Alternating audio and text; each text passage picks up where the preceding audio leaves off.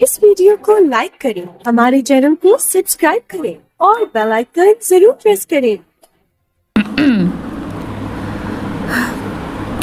भारतीय किसान मजदूर यूनिट संगठन एक गैर राजनीतिक संगठन है जो कि किसान मजदूर व जनहित की समस्याओं के समाधान के लिए सदैव प्रयासरत है।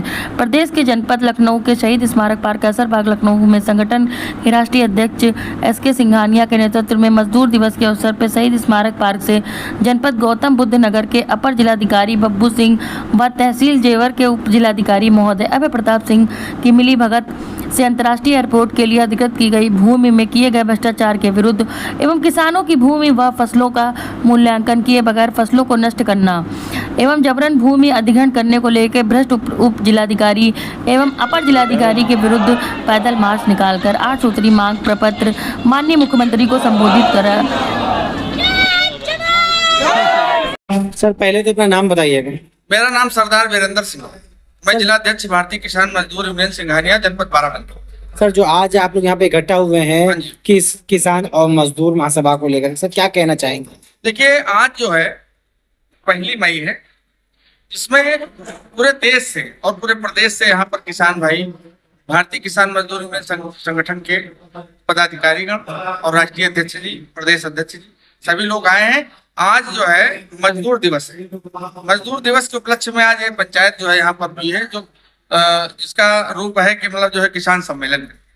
तो हम लोग जो है कहीं ना कहीं कार्यक्रम हर माह में मासिक बैठक किया करते हैं और जनपद में और प्रदेश में अन्य जनपदों में भी जाया करते हैं, जो कि किसानों के हित की जो भी मांगे समस्याएं होती हैं कि हम किसानों की वो जिलाधिकारी महोदय को अवगत करा करके काम करवाने का कार्य।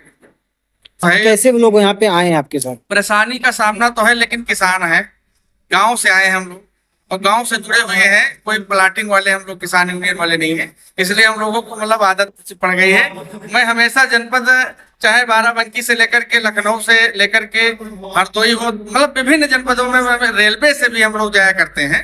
लेकिन अब यहाँ का नजदीकी था थोड़ा सा, जो है यहाँ ज्यादा 70 किलोमीटर की जो है रेंज है हमारी, तो हम लोग चले आए अपने पर्सनल साधन से। आज जितने भी लोग आए उनको हमारे चैनल के माध्यम से क्या कहिए? हाँ जी, जितने भी लोग आज यहाँ पे आए उनको क्या बोलिएगा? मैं सबको बहुत बहुत बधाई देता हूँ कि आज मजदूर दिवस है और मजदूर दिवस पर मैं सभी किसानों को सही सम्मान में हार्दिक बधाई और स्वागत करता हूँ। क्या जो आज का कार्यक्रम है, इस कार्यक्रम के माध्यम से, दिवस के माध्यम से, क्या आज आप लोग स्टेज के माध्यम से कोई मांग भी करेंगे? हाँ, ये तो मेरे जो शीर्ष नेतृत्व हमारे राष्ट्रीय अध्यक्ष महोदय हैं उनके ऊपर डिपेंड करता है। वैसे मांग पत्र भी दिया जाएगा, जानकारी भी।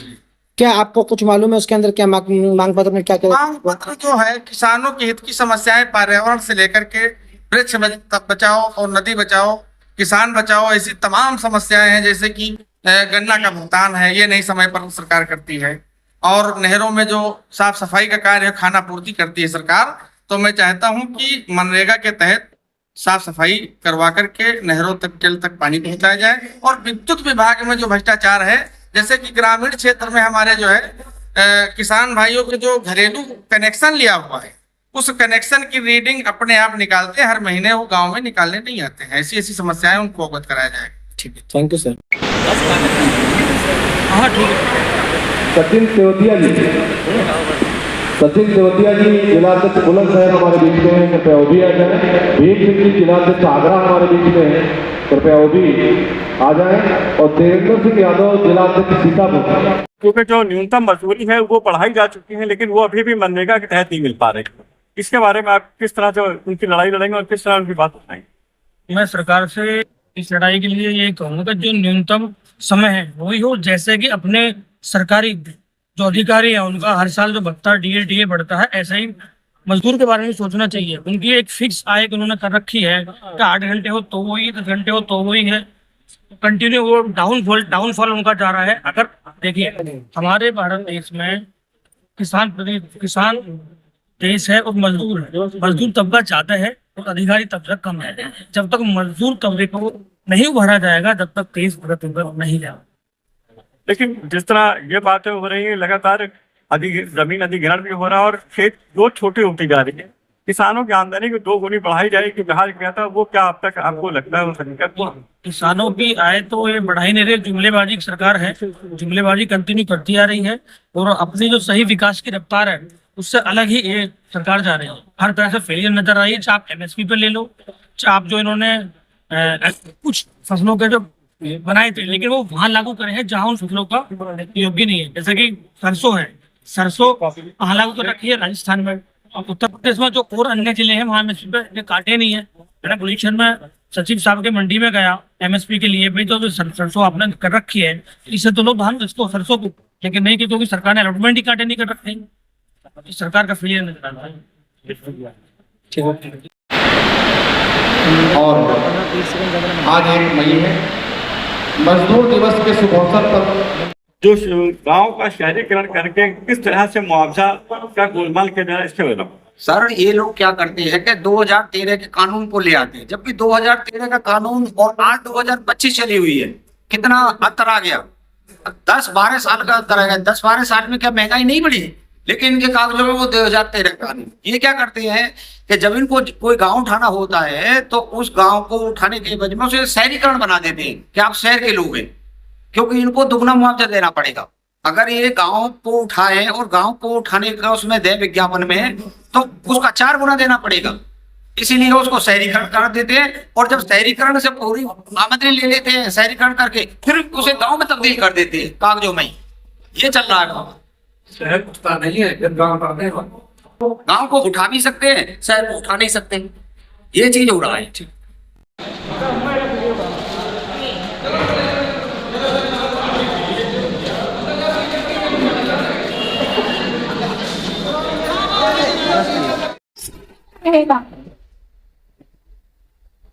ज्यादा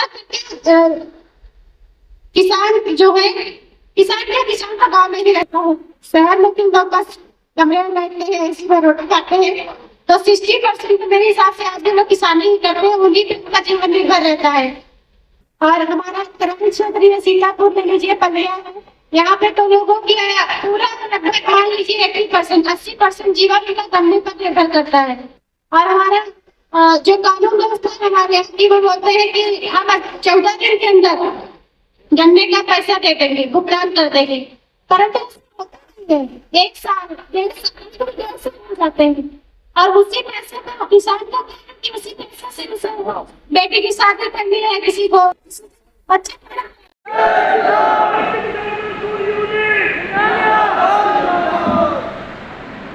बहुत बहुत धन्यवाद। बस, और क्योंकि आप लोग मजदूरों की आवाज उठाते हैं, मजदूरों के लगातार काम के घंटे बढ़ाए जा रहे हैं, उनकी मजदूरी जो पैमाना उससे भी कम किया जा रहा है, उसके बारे में आप उसके बारे में हम लोगों ने पहले भी मांग पत्र दिया हुआ है मजदूर दिवस पर, कि उनके काम के घंटे बढ़ाए ना जाएं, काम के घंटे 8 घंटे जो होता है उस तरीके से किया जाए, साथ में मजदूरी दैनिक मजदूरी बढ़ाई जाए, जिससे प्रति व्यक्ति आय बढ़ेगी, इससे राष्ट्रीय आय बढ़ेगी। उसके अतिरिक्त जैसे अन्य जगहों से लोग आते हैं यहाँ पर काम करने के लिए आते हैं, मजदूर आते हैं। उत्तर प्रदेश की राजधानी है, यहाँ पर तमाम लोग काम करने के लिए आते हैं, लेकिन उनके रुकने की व्यवस्था नहीं रहती है, क्योंकि वो रोड के किनारे या फुटपाथ पर रुकते हैं, जिससे दुर्घटनाएं भी होती हैं। और दुर्घटनाओं के अतिरिक्त उनको किसी ना किसी क्रिमिनल केस में यहाँ की पुलिस या उसके द्वारा फंसा दिया जाता है। जब कोई चोरी का खुलासा नहीं कर पाते तो किसी गैर जनपद से आए उसको भेज दिया, तमाम ऐसी खबरें आती हैं। तो इस तरीके से मैंने ये भी मुख्य मांग की हुई है मजदूर दिवस पर कि मजदूर हाउस का निर्माण किया जाना चाहिए, जिसमें पर्याप्त मजदूरों के रुकने की व्यवस्था हो। जो विभिन्न जिलों से आते हैं वो वहां पर रुकें, और रुकने के पश्चात वो अपने काम को पूर्णतः कर सकें, सही से कर सकें, और किसी क्रिमिनल मुकदमे में फंसाए ना जाए। सब सवाल ये था कि जिस तरह अभी आप आज जमीनों की बात हो रही है, सरकार ने कह दिया कि जितनी भी जमीन उन्होंने चकबंदी की सबका कब्जा परिवर्तन करने जा रही है। एक आज से उन्होंने पूरा उत्तर प्रदेश में शुरू किया, इसके बारे में। अब चूंकि कानून तो बनते रहते हैं और वो किसी ना किसी अनुपालन में होगा। कब्जा परिवर्तन करने के लिए भी उसमें तमाम चीजें होती हैं, कानूनी प्रक्रियाएं होती हैं, वो इस तरीके से नहीं हो सकता। जो कब्जा बना हुआ है वो तो एक न्यायिक प्रक्रिया है, न्यायिक प्रक्रिया जो होगी उसका अनुपालन किया जाएगा। सरकार ने तो ये भी कहा कि भूमि अधिग्रहण की जाएगी, उसका 4 गुना मुआवजा दिया जाएगा, लेकिन वो उत्पीड़न लगातार किसानों का किया जा रहा है। लेकिन उत्पीड़न जो है किसानों का बिल्कुल बर्दाश्त नहीं किया जाएगा, और हर मायने में किसानों के साथ इंसाफ करने के लिए भारतीय किसान मजदूर यूनियन सिंघानिया संगठन खड़ा हुआ। ओके।